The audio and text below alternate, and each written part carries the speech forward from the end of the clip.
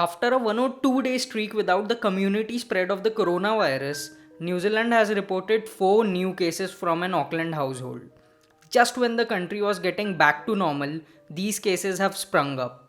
Authorities are trying to connect the dots and find the origin of these cases, as Auckland and the rest of the country go back to lockdown. Locking down just after reporting these cases shows how quick New Zealand has been in responding to the virus. Kamala Harris became the first black woman of Indian origin to run for vice president of the US after Joe Biden picked her. Harris made her mark in politics in California and is a left leaning Democrat.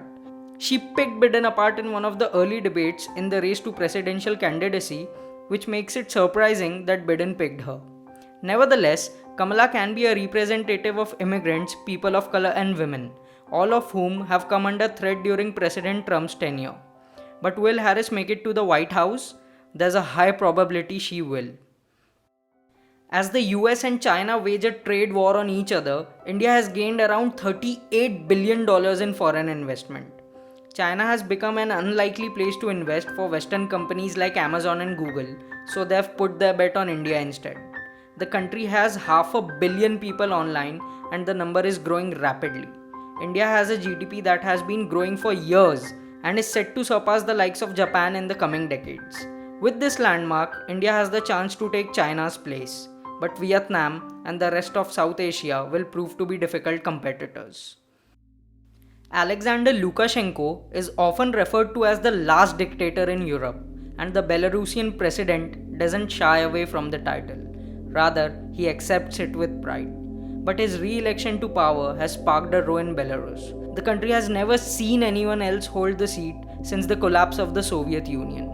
Since his re-election in 2020, Poland and other EU members have expressed concerns over the country's political stability.